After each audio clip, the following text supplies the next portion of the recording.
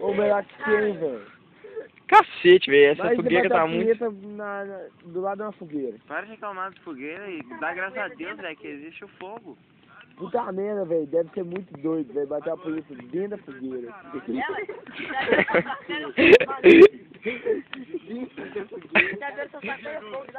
Ô, Ô, essa merda vai cair, eu tô falando que essa merda vai cair.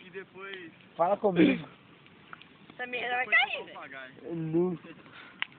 Essa merda vai cair, velho. Opa. Mais doido é que jogar Adriana no Ó, tô falando que vai cair. Bora jogar a Adriana lá no Ô, meio. mais doido, velho. A fogueira. Puta merda, desabou. Vai pegar na árvore. Eu não falei que esse fogueiro tinha perigoso lá? Caiu assim, sim. Daqui a pouco dá pra pular a fogueira já. Ô, a Adriana é aquele tocão ali na frente, ó. Daqui a pouco a gente taca ela lá no meio. Eu peguei o colchão, né?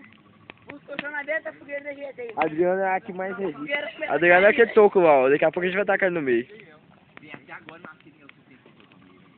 Ô, também não, é que a suspensão foi injusta, velho. Puta que pariu. Da bomba?